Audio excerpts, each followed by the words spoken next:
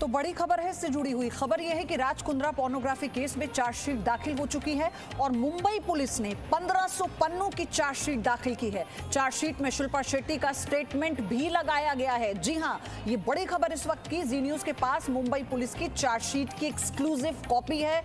उसी के बिना पर यह बड़ी जानकारी जी न्यूज आप तक पहुंचा रहा है।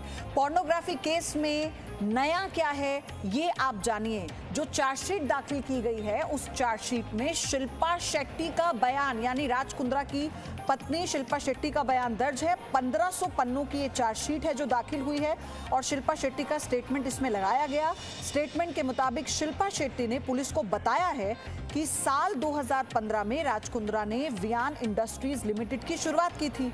शिल्पा शेट्टी ने अप्रैल 2015 से जुलाई 2020 तक इस कंपनी की डायरेक्टरशिप भी संभाली, लेकिन फिर और जो हिस्सेदारी रही शिल्पा शेट्टी की वो 24.50% थी। बाद में निजी वजहों की वजह से डायरेक्टर की पोस्ट से शिल्पा ने रिजाइन कर दिया। लेकिन जो महत्वपूर्ण बात है शिल्पा के स्टेटमेंट की वो ये है कि शिल्पा शेट्टी ने प्रॉपर्टी सेल के अधिकारियों को हॉटशॉट्स और बॉलीफेम के बारे में किसी भी तरह की जानकारी होने से मना किया है। शिल्पा शेट्टी के मुताबिक उन्हें तो ये भी नहीं पता था कि राज कुंद्रा इस तरह का कोई काम कर रहे हैं। तो वो राज कुंद्रा जो जेल में बंद इस बात का इंतजार कर रहे थे कि उनकी जमानत कब उन्हें जमानत मिलेगी, अपनी अर्जी पर वो लगातार काम कर रहे थे कि कैसे भी वो जेल से बाहर आ जाए। लेकिन उनकी पत्नी शिल्पा शेट्टी, जो जानकारी मिली है ये बहुत बड़ी खबर है, एक्सक्लूसिवली जी न्यूज के पास वो कॉपी भी है। 1500 पन्नों की चार्जशीट जो दाखिल की गई है उसमें शर्लिन चोपड़ा का स्टेटमेंट है और कई बड़े नाम हैं, लेकिन शिल्पा शेट्टी का स्टेटमेंट मुश्किलें बढ़ा रहा है। राज कुंद्रा फरवरी 2019 दिसंबर 2019 तक आर्म्स प्राइम के डायरेक्टर थे। हॉटशॉट को अक्टूबर 2019 से रेवेन्यू मिलना शुरू हुआ था।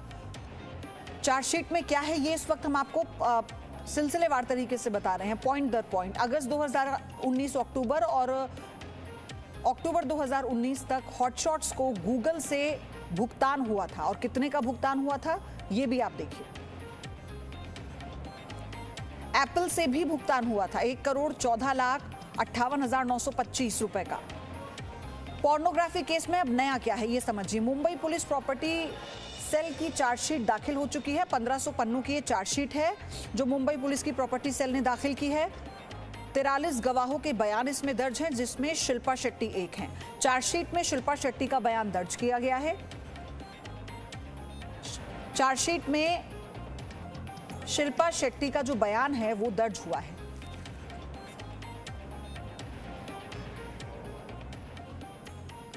अंकुर त्यागी मेरे सहयोगी हैं। अंकुर, ये बहुत बड़ी खबर, राज कुंद्रा की मुश्किलें बढ़ती हुई और सबसे बड़ी बात यह कि शिल्पा शेट्टी का बयान इस चार्जशीट में दर्ज हुआ है। देखिए, अभी तक हमने 19 जुलाई को पहली जब अरेस्ट हुआ था, राज कुंद्रा को अरेस्ट किया गया था, उसके बाद से लगातार कई सारी बातें सामने आती रही हैं। उनके कई सारे प्लान सामने आते रहे हैं। उनकी स्ट्रेटजी, मार्केटिंग स्ट्रेटजी, कैसे आपको लॉन्च किया जाना है, हमने कई बातें की हैं। उनका रेवेन्यू मॉडल हमने देखा था। लेकिन इस दौरान पहली बार हमने ये भी देखा था कि मुंबई पुलिस शिल्पा शेट्टी के घर पे गई है, वहाँ पूछताछ हुई है। पूछताछ में कुछ बातें हुई हैं, कुछ सवाल किए गए हैं, लेकिन जवाब क्या निकल के आया, सवाल ये था। और ऑफिशियल जवाब पहली बार हम आपको अपने दर्शकों को दिखा रहे हैं कि शिल्पा शेट्टी का पोर्नोग्राफी मामले में और राज कुंद्रा के मैटर में उनका अपना क्या कहना है। वियान जो इंडस्ट्रीज बनाई गई थी उसमें उनका जो डायरेक्टर पद था उसको लेकर उनको क्या कहना है। पोर्नोग्राफी में राज कुंद्रा की लिप्तता या फिर हॉटशॉट्स जो ऐप है उसमें उनका जो इन्वॉल्वमेंट है उसमें उनका क्या कहना है, मैं आपको सिलसिलेवार तरीके से बताता हूं। शिल्पा शेट्टी, ये टोटल जो चार्जशीट है, पहले तो मैं आपको बता देता हूं, ये एक सप्लीमेंट्री चार्जशीट है क्योंकि इससे पहले जो मेन चार्जशीट है उसको फाइल किया जा चुका है। इस चार्जशीट में शिल्पा शेट्टी के बयान के मुताबिक साल 2015 में, अप्रैल साल 2015 में उन्होंने जो वियान इंडस्ट्रीज लिमिटेड है उसमें वो इसमें एक हिस्सेदार बनी थी, डायरेक्टर बनी थी और तकरीबन जुलाई 2020 तक वो इस कंपनी की डायरेक्टर बनी रही हैं। 24.50% की उनकी हिस्सेदारी इस कंपनी में रही है। लेकिन इसके बाद उनका अपना बिजी, ऐसा उन्होंने बताया है कि उनका बिजी शेड्यूल था, वो अपना वक्त नहीं दे पा रही थी, डायल्यूट अपने आप को समय जो देना चाहिए था कंपनी को नहीं दे पा रही थी, इसलिए उन्होंने डायरेक्टर का पद जुलाई 2020 में इस कंपनी के पद को छोड़ दिया और उनकी जो हिस्सेदारी थी वो खत्म हो गई। इसके अलावा जो इंपॉर्टेंट बात है, हॉटशॉट्स और बॉलीफिल्म, ये आपको दो एप्लीकेशंस के नाम याद होंगे। हॉटशॉट वो एप्लीकेशन है जिसके ऊपर ये लोग लगातार जो पोर्नोग्राफी से भरे हुए जो वीडियो हैं उनको डाउनलोड कर रहे थे, लेकिन नवंबर के महीने में जब गूगल प्ले स्टोर इसको बैन कर देता है, तब उसके बाद प्लान बी के तौर पर निकल कर आता है बॉलीफिल्म। ये दो एप्लीकेशन हैं, इनके जरिए जो पोर्नोग्राफी है या सॉफ्ट पोर्नोग्राफी है उसको परोसा जा रहा था। वहां पर जाकर शिल्पा शेट्टी ने साफ तौर पे कहा है कि राज कुंद्रा इस तरह का कोई काम कर रहे थे, उनकी नॉलेज में नहीं था, क्योंकि उनका अपना एक बिजी स्केड्यूल है। उनकी बॉलीवुड लाइफ है, उनके शोज थे, उनके परफॉर्मेंस थी, तो इस दौरान वो नहीं ध्यान दिया करते थे कि राज कुंद्रा इस तरह के दो एप्लीकेशन की मदद से सॉफ्ट पोर्नोग्राफी या पोर्नोग्राफी के बिजनेस में इन्वॉल्व हैं, ऐसा शिल्पा शेट्टी ने कहा है। तो ये इस चार्जशीट में मैं आपको जो बता रहा हूं, पहली बार राज कुंद्रा के बिजनेस को लेकर, इस कंपनी के मॉडल को लेकर, बिजनेस मॉडल को लेकर, वियॉन इंडस्ट्रीज में उनकी हिस्सेदारी को लेकर पहली बार शिल्पा शेट्टी ने अपनी तरफ से अपनी बातें रखी हैं, जो हम अपने दर्शकों के सामने बिल्कुल सटीक तौर पर लेकर आ रहे हैं। अंकुर, गूगल और एप्पल से पेमेंट का भी जिक्र है इसमें। ईमेल के जरिए जब जांच हुई तो ईमेल के जरिए जो जानकारी हुई, गूगल से 20,24,776 और एप्पल से 1,14,58,925 ये पेमेंट हुई है। क्या इसके अलावा, इन सारी पेमेंट्स के अलावा कुछ हम ये भी माने कि शिल्पा शेट्टी ने इससे रिलेटेड भी कोई जिक्र किया होगा कि इन पेमेंट्स के बारे में भी उन्हें कोई जानकारी नहीं थी? देखिए, शिल्पा शेट्टी पहले ही कह चुकी हैं, वो इस पूरी कंपनी के जो वर्किंग स्टाइल है या बिजनेस मॉडल है या रेवेन्यू मॉडल है, उसके बारे में उनको नहीं पता था, क्योंकि वो जुलाई 2020 में ही वियॉन इंडस्ट्रीज को भी छोड़कर जा चुकी थी, मतलब वो उसका डायरेक्टर नहीं बनी थी। अब ये सवाल आता है कंपनी का रेवेन्यू, जिसके बारे में आप और हम बात कर रहे हैं, जो चार्जशीट में लिखा हुआ है। ये बात मुंबई पुलिस की प्रॉपर्टी सेल ने अपने जब रिमांड लेने गई थी तब भी ये सामने रखी थी और अब उसको अपनी चार्जशीट का हिस्सा बनाया है। इसमें जो डेटा दिए गए हैं प्रॉपर्टी सेल के मुताबिक, इसके तहत कंपनी ने अगस्त 2019 से लेके अक्टूबर 2019 यानी 3 महीने का ये रेवेन्यू जो गूगल से उनको मिला है, वो 20 लाख की रकम, जिसके बारे में आप अपने दर्शकों को बता रहे हैं, उसका जिक्र किया गया है। ये रकम 20,24,776 रुपए है।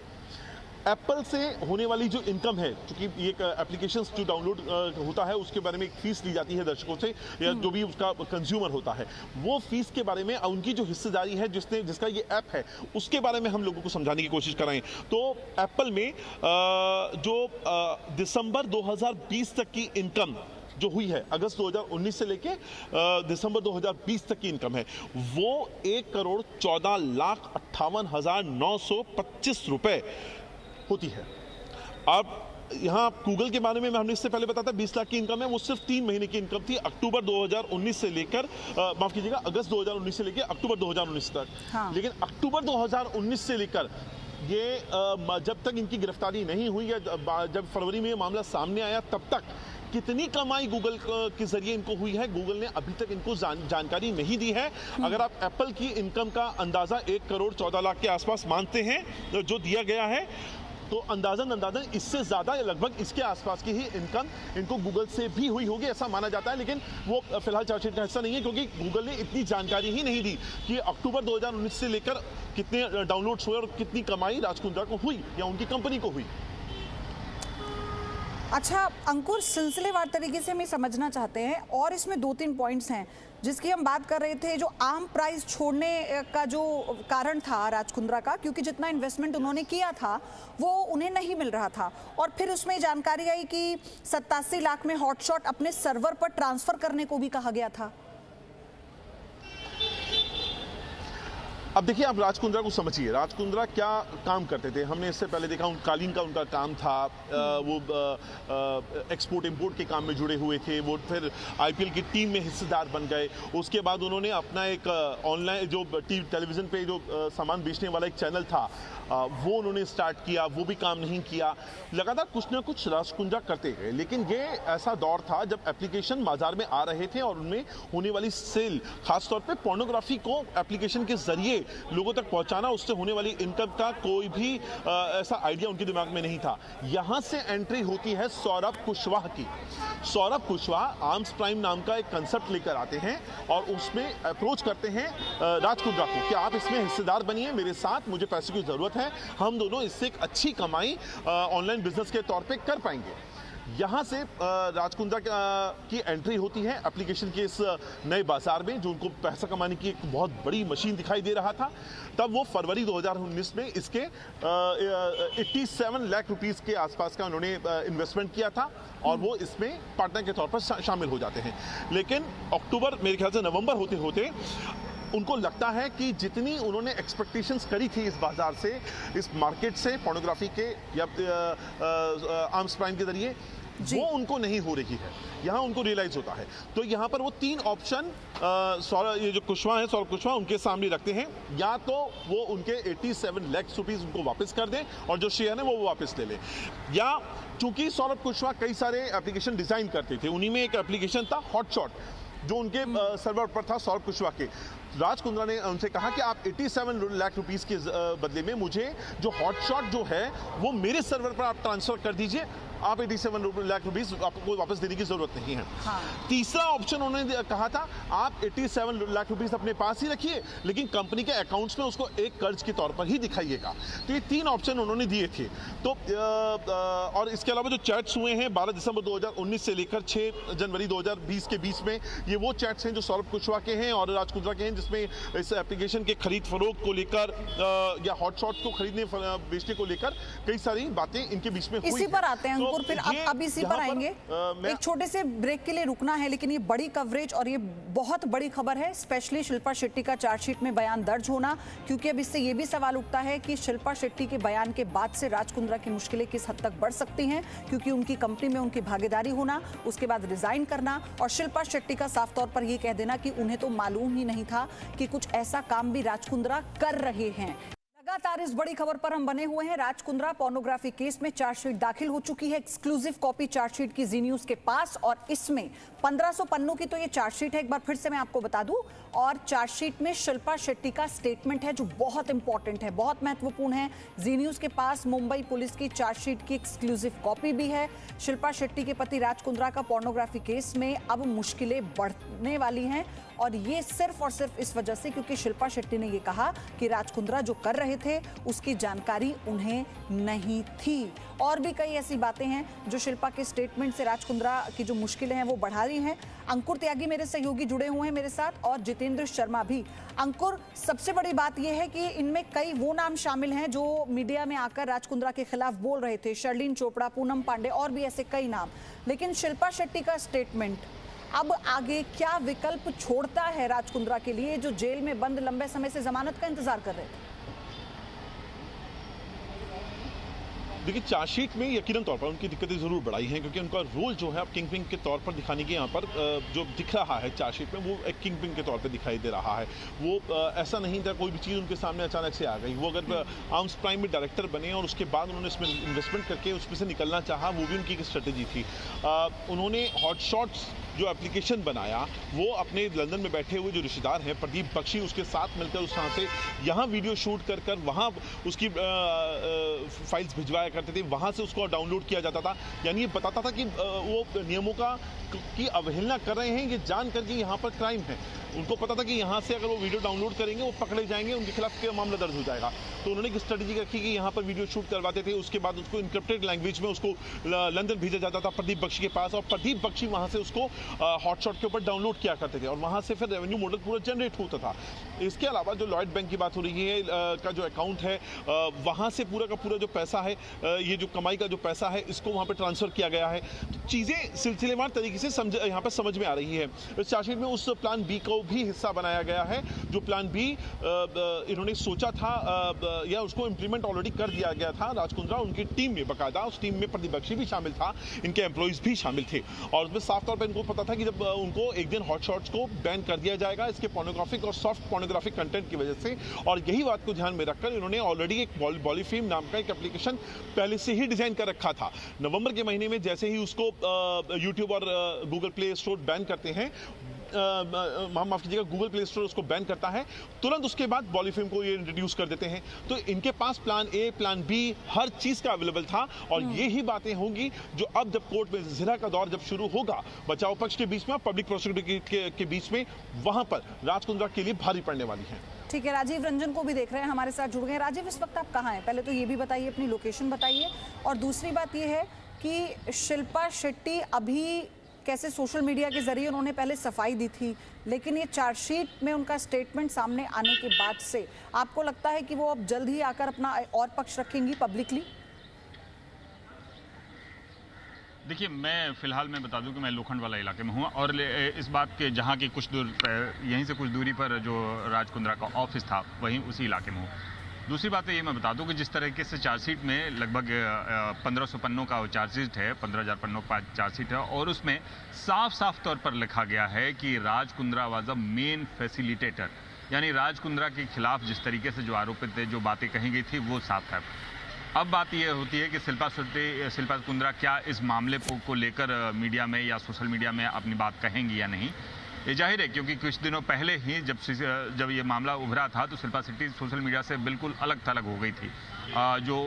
कई अलग अलग जो सेलिब्रिटी जहां वो जज के तौर पर डांस प्रोग्राम में काम वो एज अ जज के तौर पर थी, वहां से भी अलग हो गई थी। अब ये चार्जशीट के बाद वो सामने आ रही हैं नहीं, ये कहना मुश्किल है क्योंकि जाहिर तौर पर पिछले अगर उनके रिकॉर्ड देखा जाए या पिछली बार जो उनकी बातें देखी जाए तो वो साफ है कि इस बार में भी वो सामने नहीं आएंगी। लेकिन जिस तरीके से इस चार्जशीट में जो उनका स्टेटमेंट दर्ज किया गया है, इस स्टेटमेंट की भी कॉपी उसमें लगाई गई है, इस बात को लेकर जरूर उनको सफाई देना पड़ेगा क्योंकि जिस तरीके से जो चार्जशीट के बाद जो बातें सामने आ रही हैं तो शिल्पा शेट्टी की जिस तरह की बातें जो कही गई थी वो उस चार्जशीट के में भी दर्ज है, यानी उनका स्टेटमेंट दर्ज है जिसमें उन्होंने कहा है कि आखिर वो कंपनी से क्यों अलग हो रही है। व्यक्तिगत कारण को कंपनी बताती है, अलग होने का कारण बताती है। क्या व्यक्तिगत कारण इस तरीके से था क्योंकि राज कुंद्रा के जरिए किए जा रहे कामों के बारे में वो जानती थी और उससे असहमत थी, इसलिए वो अलग हो रही थी। इस बात पर जरूर उनको कुछ ना कुछ बात कहनी पड़ेगी।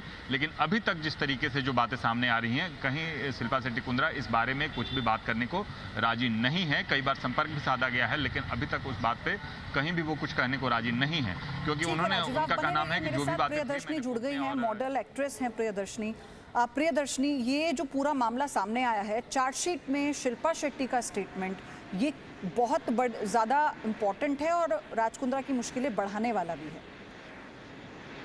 जी, ये डेफिनेटली एक बहुत बड़ा रेड लाइट साइन है एंड रेड फ्लैग है एक तरह से कहा जाए। और शिल्पा शेट्टी जिस तरीके से कूलली बिहेव कर रही हैं, इसका मतलब कि वो जैसे अभी गणपति पूजा में भी आपने देखा था कि किस तरीके से वो अपने बाकी परिवार के सदस्यों, अपनी मदर के साथ, अपनी बाकी दोनों बच्चों के साथ और बाकी परिवार के सदस्यों के साथ जिस तरीके से गणपति पूजा सेलिब्रेट कर रही थी, तो एक कैजुअल अप्रोच तो डेफिनेटली है ही शिल्पा शेट्टी कुंद्रा की।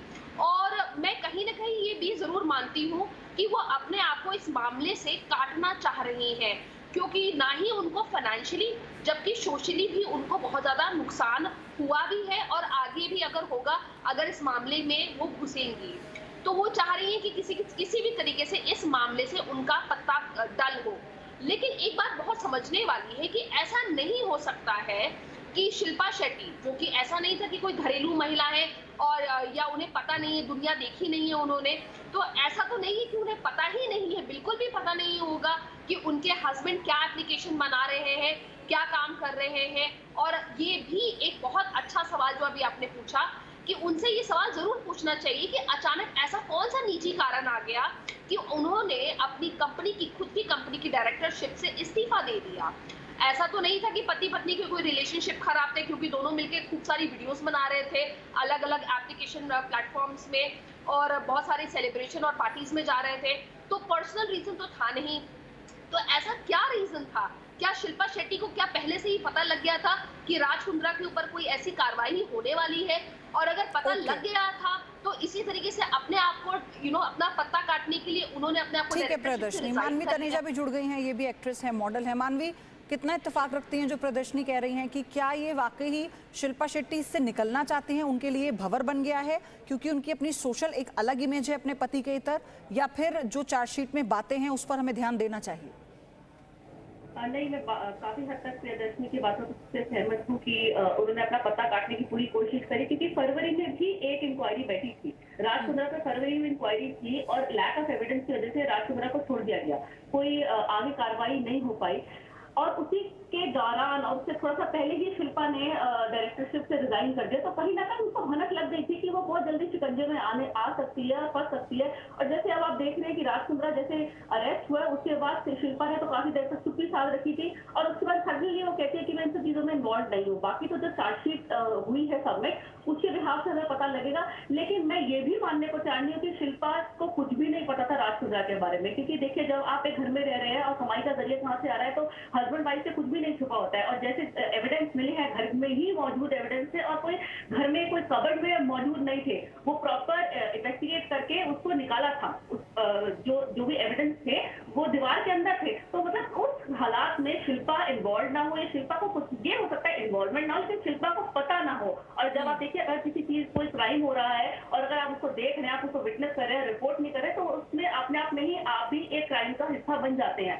तो ये एक बार चार्जशीट अच्छी तरीके से पता लगे कि क्या सबमिट हुई है, उसी के बाद हम कुछ और डिटेल में बता पाएंगे। जितेंद्र, क्या ये यू टर्न, अच्छा मेरे साथ पीके जैन फॉर्मर एडीजी महाराष्ट्र जुड़ चुके हैं। सर आपका बहुत स्वागत है। मैं आपसे समझना चाहती हूँ ये जो चार्जशीट है इसके मायने क्या हैं और कितना ज़्यादा मुश्किल पैदा कर सकते हैं राज कुंद्रा के लिए, स्पेशली उनकी पत्नी शिल्पा शेट्टी का स्टेटमेंट इसमें। देखिए, चार्जशीट एक बार हो गया तो ये रेगुलर कोर्ट प्रोसीजर में आ गया। पुलिस को जो भी इसमें इन्वेस्टिगेशन करना था, जो भी एविडेंस इकट्ठा करना था, वो उन्होंने इकट्ठा करके कोर्ट में पेश कर दिया। अब इसमें कोर्ट जो है वो चार्जेस फ्रेम करेगी और फिर उनके ऊपर बाकायदा केस चलेगा। केस में जो भी एविडेंस अभी तक इकट्ठा किया गया है या जो भी एविडेंस मिला है उसके आधार पे फिर उनको कन्विक्शन या एक्विटल होगा।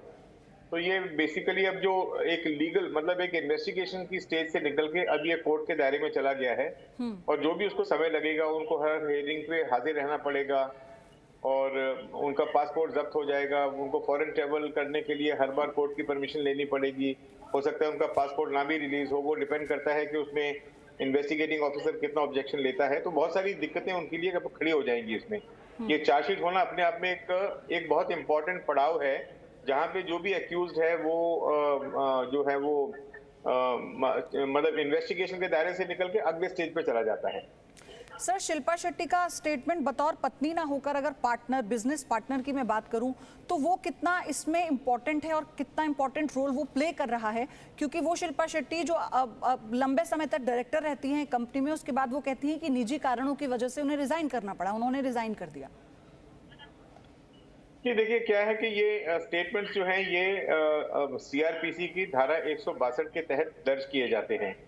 तो ये पुलिस के सामने दिया हुआ स्टेटमेंट कोर्ट में बतौर एविडेंस रखा जाता है, लेकिन उसके ऊपर विश्वास नहीं किया जाता। तो वो कोर्ट में जाके बहुत सारे लोग अपना बयान बदल देते हैं कि हमने ऐसा नहीं बोला था, पुलिस ने ऐसा स्टेटमेंट रिकॉर्ड कर दिया। और 162 के जितने भी बयान रहते हैं वो अनसाइंड रहते हैं। तो पुलिस के सामने दिया हुआ कोई भी बयान कोर्ट में ग्राह्य नहीं है जब तक वो सेक्शन 164 के तहत मजिस्ट्रेट के सामने दर्ज ना किया गया हो। इसलिए शिल्पा शेट्टी ने अपने स्टेटमेंट में क्या कहा वो बहुत ज्यादा मटेरियल नहीं है। कोर्ट में जाके वो क्या स्टैंड लेती है और क्या जिरह करती हैं उसके ऊपर ये मटेरियल रहेगा कि उनके बयान को क्या अहमियत दी जाती है। ओके सर, आप बने रहिए हमारे साथ। जितेंद्र, ये एक पॉइंट वैलिड है जो सर ने अभी बताया, और दूसरी बात ये जिसका जिक्र अभी प्रदर्शनी कर रही थी कि ये यू टर्न है, क्योंकि वो जानती हैं कि अगर दोनों हस्बैंड वाइफ की सोशल इमेज को बहुत ज़्यादा खतरा हुआ तो जितना कुछ बनाया है सब खराब हो जाएगा, जैसे कि बातें कही जा रही हैं। और यही कारण था कि उन्होंने ये स्टेटमेंट भी दिया ताकि वो भी अलग रहें इस मामले से, वो निकलना चाहती थी। देखिए प्रयोजी, इसको दो तरीके से समझना जरूरी है। जैसा कि पूर्व डीजीपी ने कहा कि पुलिस के सामने दिया हुआ स्टेटमेंट जो होता है वो अदालत में मायने नहीं रखता और वहाँ पर बदला जा सकता है, और वो ये भी कह सकते हैं कि ये ज़बरदस्ती बयान दिया गया। बिल्कुल सही बात है और अक्सर कई बार हमने ये चीज़ देखी है। लेकिन अगर शिल्पा शेट्टी के इस बयान को अगर हम देखें तो आप इसको दो तरीके से समझने की कोशिश कीजिए। पुलिस ने राज कुंद्रा को इस पूरे पूरा जो ये नेटवर्क था उसका मास्टरमाइंड बताया। वहीं अगर शिल्पा शेट्टी का भी होता कि अगर वो कहती कि उसे इस नेटवर्क की जानकारी थी या क्या बिजनेस कर रहे हैं, तो निश्चित तौर पर शिल्पा शेट्टी भी इसमें एक पार्टी बनती, एक्यूज बन सकती थी। तो एक तरह से इसको ये कह सकते हैं कि शिल्पा शेट्टी को इसमें सेव करने की कोशिश भी की गई है। यही वजह है कि शिल्पा शेट्टी ने जो बयान दिया है उसने ये बताया है कि उसे इस पूरे बिजनेस के बारे में किसी तरह की जानकारी नहीं है। और दूसरी बात ये है कि अगर आप टाइमिंग देखें, वियान इंडस्ट्रीज से जिस समय शिल्पा शेट्टी ने रिजाइन किया है उससे करीब 2 महीने पहले 11 लोगों के खिलाफ मुंबई पुलिस ने चार्जशीट फाइल की थी, जिसमें ज्ञाना वशिष्ठ और बाकी सब लोग भी थी।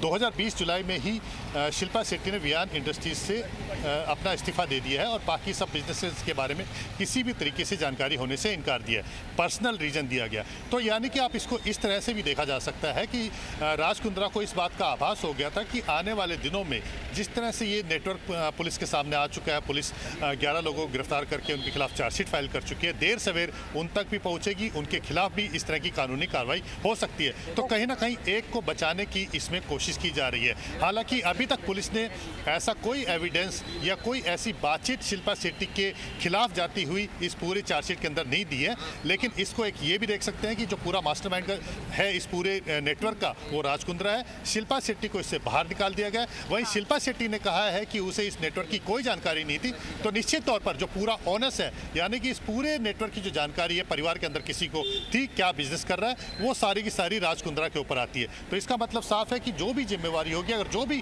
कानूनी प्रक्रिया अगर झेलनी होगी तो वो सिर्फ राज कुंद्रा को झेलनी होगी। शिल्पा शेट्टी इससे बाहर है। अगर कोई ऐसा एविडेंस निकल के नहीं आता है जिसमें शिल्पा शेट्टी की इन्वॉल्वमेंट आती है, तब शिल्पा शेट्टी के लिए मुश्किल हो सकती है। लेकिन अगर अभी तक के सिनेरियो में देखा जाए तो राज, जो जितेंद्र बता रहे हैं, अगर शुरुआत में जब ये मामला सामने आया तो शिल्पा शेट्टी की एक लंबी साइलेंस हमने देखी। उसके बाद ये भी देखा कि वो किस तरह से डरी हुई थी, क्योंकि उन्हें लेकर वो भी पुलिस की रडार पर थी। अब चीजें बदल गई हैं, तो क्या हम ये माने कि ये इस पूरे मामले को टैकल करने का एक तरीका भी हो सकता है? देखिए, जाहिर तौर पर हर जब आप जहाँ पे आरोप लगेंगे तो अपना बचाव भी आप तैयार करेंगे। आरोप भले ही राज कुंद्रा पे लगे हैं, लेकिन कहीं ना कहीं उनकी आंच जो आई है आरोपों की वो शिल्पा शेट्टी पर भी गई है। और शायद यही वजह रही थी कि शिल्पा शेट्टी ने कभी भी मीडिया के सामने खुलकर आकर अपनी बात कहने की बजाय सोशल मीडिया पर अपनी एक पोस्ट डालकर अपनी बात कहना ज़्यादा उचित समझा था। और ये अपने आप में एक मीडिया मैनेजमेंट का एक तरीका होता है। अक्सर सेलिब्रिटी इस तरह के तरीकों को अपनाते हैं ताकि वो सवाल जवाब के जो डायरेक्ट सवाल जवाब हैं उनके तरीकों से बच सकें। दूसरा इसका एक पक्ष ये भी है कि अभी जो हम जिस बारे में बात कर रहे हैं, राज कुंद्रा की मुश्किलें और चार्जशीट और ये तमाम जो चीज़ें हो रही हैं, ये अभी यहाँ से आप यकीन मानिए अभी काम जस्ट शुरू हुआ है। आरोपी को पकड़ना, उससे पूछताछ करना, फिर चार्जशीट फाइल करना, अदालत के सामने पेश जाकर। मेन काम अब सामने आएगा जब इनको आरोपों को सिद्ध करना होगा प्रॉपर्टी सेल को, वहां पर जाकर। और मुंबई पुलिस के कुछ आला अधिकारी इस बात को भी कहते हैं कि थोड़ा सा मुश्किल भी हो जाता है, क्योंकि भारत में OTT प्लेटफॉर्म पर न्यूडिटी की जो परिभाषा है वो ही सही तरीके से डिफाइन नहीं की गई है। आप नेटफ्लिक्स से लेकर तमाम जितने भी बड़े OTT प्लेटफॉर्म्स देख लीजिए, वहां पर किसी न किसी रूप में न्यूडिटी परोसी जाती है, बोलकर परोसी जाती है। ऐसे में आप कैसे डिफाइन करेंगे कि ये सही न्यूडिटी है या ये गलत न्यूडिटी है? क्या चीज न्यूडिटी में आना चाहिए और क्या चीज नहीं आना चाहिए, ये डिफाइन ही नहीं है। तो ये तो दो तीन चीजें होती हैं जिसका जिन क्लॉजेस का फायदा सुना होगा कि कितना मुश्किल होता है पुलिस के लिए भी इन्वेस्टिगेशन को जब कोर्ट तक लेकर जाते हैं। इस बारे में आप बताइए कि उस वक्त क्या चैलेंजेस होंगे?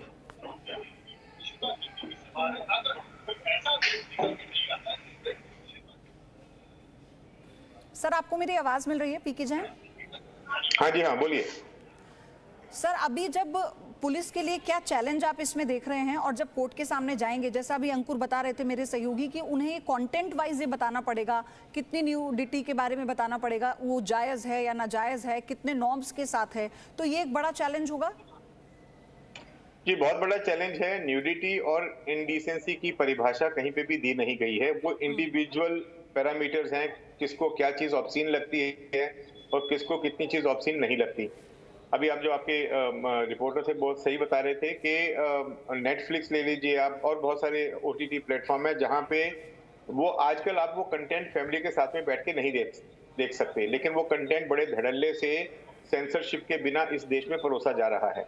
तो इसलिए ये चीज सिद्ध करना कि ये चीज जो है वो उन लड़कियों को बाध्य किया जा रहा था, उनको फोर्स किया जा रहा था, या ये कमर्शियल तौर पे इन्होंने क्या जो मैनिपुलेशंस की, वो हर चीज जो चार्जशीट में उनके खिलाफ कोर्ट में पेश की गई है, उसका मुद्दे सूद एविडेंस कोर्ट में पेश करना पड़ेगा। और पेश करने के बाद में उनका जो भी क्रॉस एग्जामिनेशन होगा वो पूरा करके ही ये प्रोसेस आगे जाएगी। तो ये सब चीजें, उसके फाइनेंशियल बेनिफिट्स इन्होंने कैसे लिए, कौन कौन से कायदे में कौन से सेक्शन में ये अपराध होता है, वो सारी चीजें सिद्ध करने के बाद ही इसमें कई कन्विक्शन के चांसेस हैं।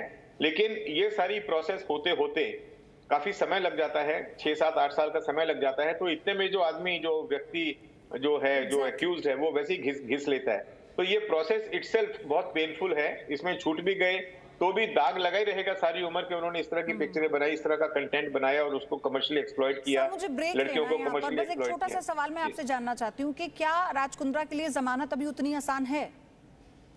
देखिए, जमानत चार्जशीट होने के बाद में मिलने में कोई आमतौर पे दिक्कत नहीं रहती। चार्जशीट पेश करने का टाइम रहता है 60 दिन या 90 दिन का, डिपेंडिंग ऑन कि उसकी उसमें कन्विक्शन का अमाउंट, इम्प्रिजनमेंट का अमाउंट कितना है, सॉरी टाइम कितना है। तो इसलिए नॉर्मली कोर्ट्स का रवैया रहता है कि एक बार चार्जशीट पेश हो गई तो उसके बाद में फिर वो एक्यूज्ड है वो विटनेसेस के साथ भी ज्यादा छेड़छाड़ नहीं करेगा क्योंकि काम सारा हो चुका है। तो आमतौर पर जमानत मिल जाती है, लेकिन फिर भी वो इंडिविजुअल मजिस्ट्रेट के अंडरस्टैंडिंग के ऊपर डिपेंड करता है कि वो इनको जमानत दें या ना दें। ठीक है, आप सभी लोग बने रहिए हमारे साथ, हमारे सहयोगी भी आप देख रहे हैं, गेस्ट भी मेरे साथ हैं, इस बड़ी खबर पर हम बने हुए हैं। Presenting B News app available on Google Play and App Store. Download it now.